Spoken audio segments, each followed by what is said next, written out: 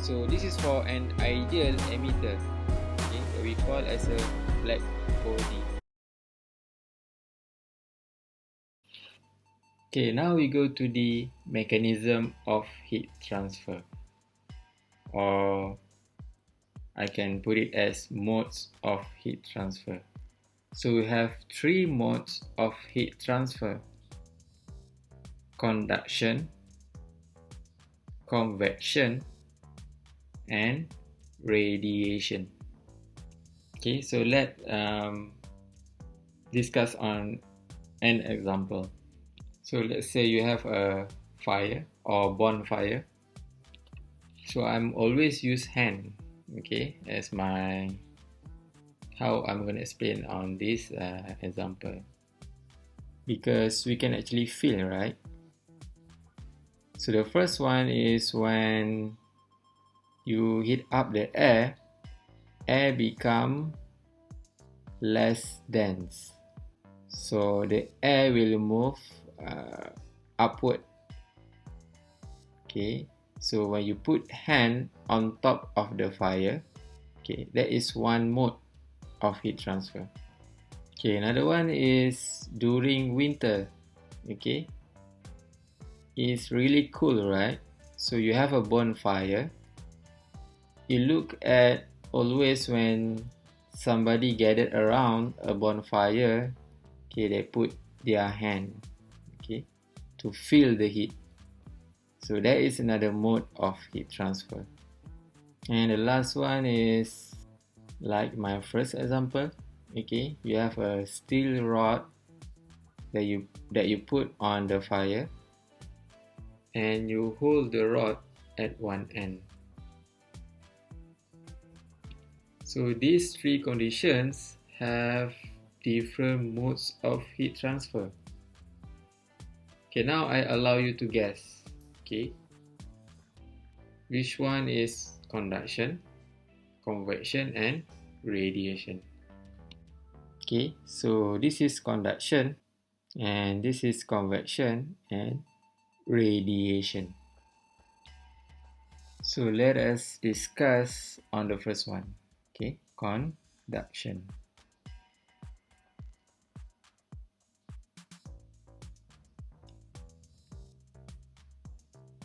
Okay, just simply conduction.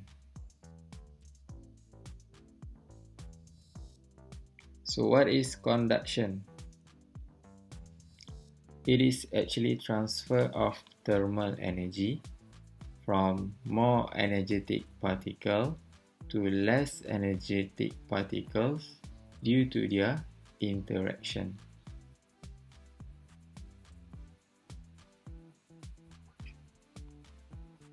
The keyword here is they must be in contact. Okay, so that's how conduction works. For example, in this example, right? So you have a steel rod, okay, which is the steel rod itself is actually in contact with each other. I mean, the molecule inside the steel rod is in contact, right? But one end of it is at high energetic particles because the temperature is high. Okay, another end is low energetic particles. So in the end, eventually the heat from high temperature will transfer to low temperature. So that's how conduction works. Another example, if you have wall A and wall B. Okay, this wall A is 80 degrees C and wall B is 20 degrees C.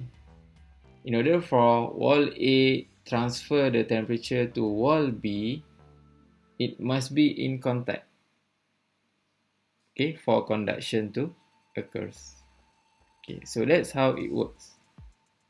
They must be in contact. Okay, in order for us to calculate, we're going to use Fourier's law of conduction.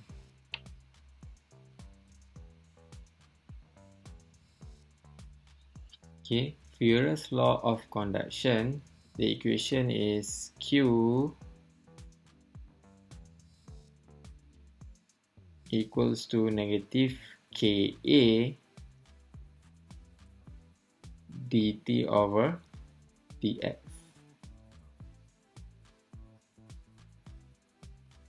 So let's see how this equation works. Okay, so imagine if you have a wall. Okay, so this is the wall. At one end of the wall is temperature, one temperature, and another end of the wall is another temperature. So let's define them as T1 and T2. Okay, on this figure, take a look here. Okay, I draw T1 at higher position compared to T2, right? It is actually mean that T1 is in fact at higher temperature compared to T2. Okay, let's put the direction of X. So at wall T1, X is 0. So X is actually from left to right. And the thickness of wall is L. Okay, now is K. K is thermal conductivity.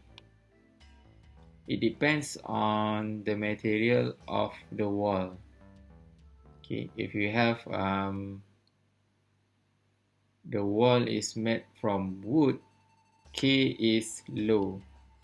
Okay, compare if the wall is made from steel, for example. Okay, so steel has higher thermal conductivity compared to wood.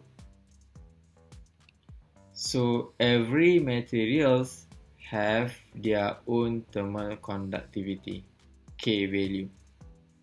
Okay, you can refer that on your books.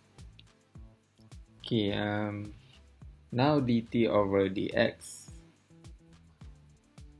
dt over dx is equals to T2 minus T1 divided by L.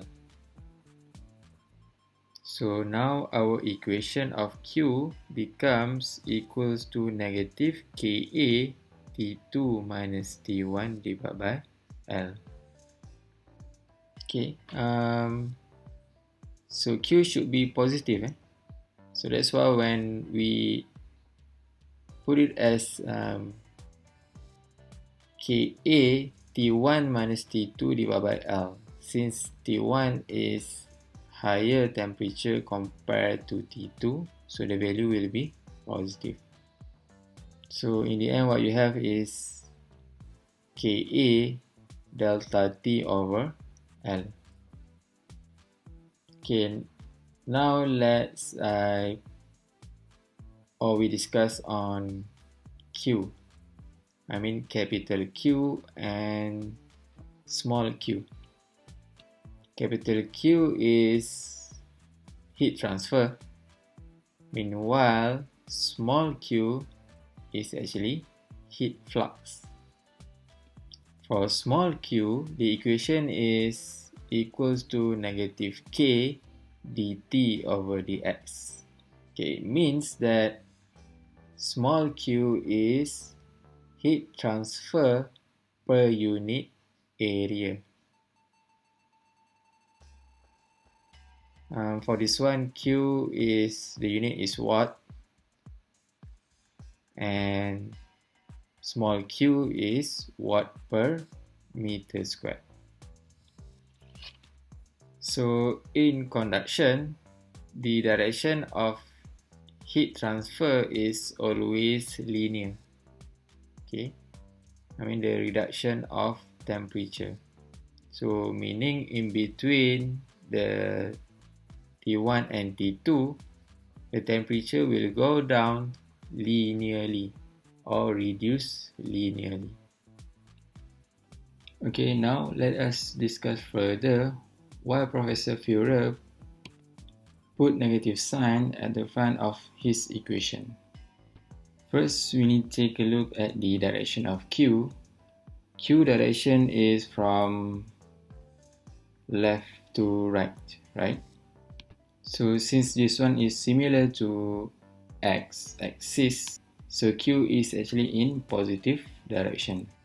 And this one equals to, okay, this is the negative sign. Now our concern is dt over dx. Take a look here. dt over dx is actually t2 minus t1. Okay, so this is t2 and this one is t1. At first, why t2 minus t1? Okay, because we follow the x direction. Mathematically, t2 at larger distance compared to t1, right? If we follow the x direction. So that's why t2 minus t1. But since we know that T1 is at higher temperature compared to T2, the equation of T2 minus T1 will produce negative sign. So that is why it is necessary to put negative sign at the front of Fourier's law equation. But in actual, Q should be positive in the end. Okay, so basically what we need to do is just calculate higher temperature minus lower temperature. Alright. Okay, now let's discuss on convection. Okay, by definition, convection is the transfer of heat between two bodies by currents of moving gas and fluid. Okay, let me show you how convection works. So imagine if you have a surface. So you have a fluid move on top of the surface. Okay. So this is the boundary layer. As you can see, the magnitude of arrow is larger at the top compared to the magnitude of arrow at the bottom. So this is represent higher velocity when it's far away from the surface. So this is fluid boundary layer. Okay, before that, let's draw the axis. Now let's take a look at thermal boundary layer. Thermal boundary layer will look something like this. When the surface temperature is higher compared to the ambient temperature. So that is why the magnitude of arrow is larger at the bottom, which is on the surface. Okay, in order for us to calculate, we use Newton's law of cooling. The equation is Q equals to HA Ts minus T infinity. A is, I believe you can probably guess. A is surface area. So let's say if you have a wall with a certain temperature, Ts, and the air around the wall is in motion with temperature T infinity.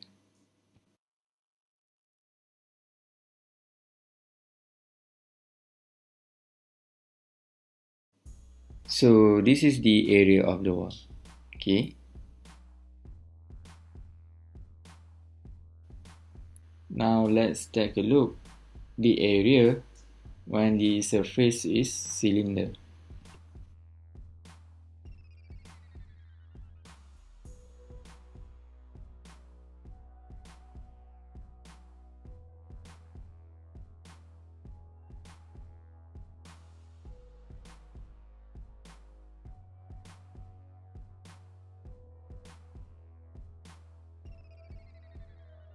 This is the surface area when the air is moved around the cylinder. Okay, we assume the cylinder is really long. Okay, like pipes. Okay, we have a long pipes with no end. Of course, my drawing is just cross-sectional of the pipe, right? So this is the area when you have a surface temperature and the ambient temperature, T infinity.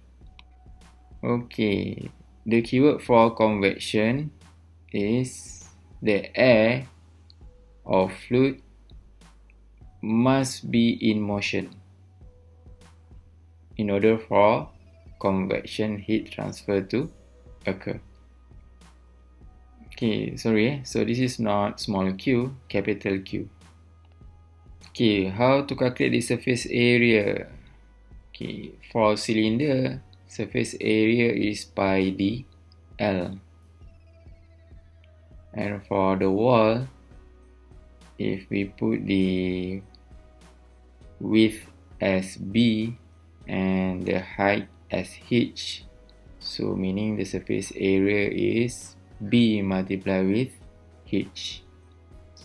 Okay, so what is H? H is convection coefficient. Okay, the value will be given.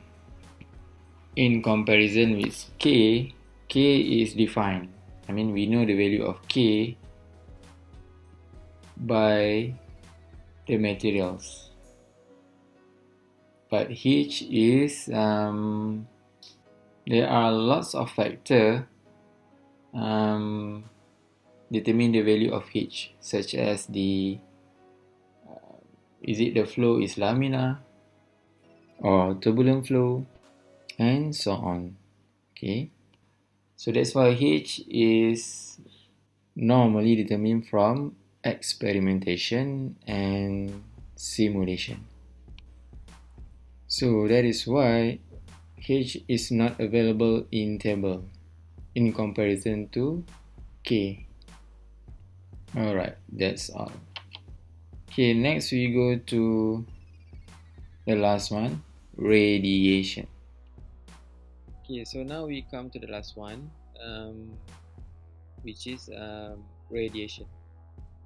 Okay, in comparison with conduction and convection, conduction needs two solid bodies or two bodies in contact with each other, but and for convection there is a need for fluid motion. Okay, so that's how they transfer the heat. But the thing is, for radiation there is no need for that. Okay, so the transfer of heat is due to emission by matter in the form of photons or electromagnetic waves. A simple example is your sun rays. Okay, so you can feel the heat of sun, right? So that is actually radiation. Okay, how to calculate? We're gonna use Stefan-Boltzmann equation.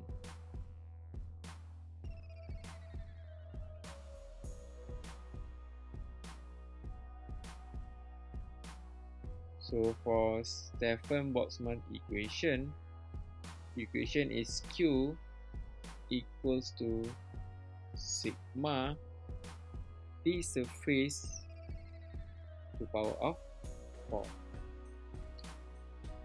Sigma is Stefan-Boltzmann constant and the value is 5.67 times 10 to the power of -8 watt per meter squared K to the power of 4.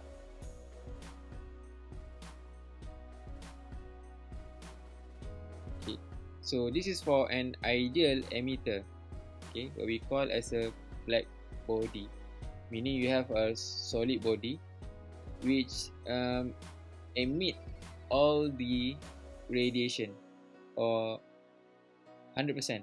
Okay, so that is a ideal emitter. Okay, for non-black bodies, we're gonna use another equation, which is Q equals to epsilon multiply with sigma and multiply with the surface temperature to power of 4. Epsilon, we call this as emissivity. Okay, the symbol is like epsilon, right? So this is emissivity. So the value of emissivity is from 0 to 1.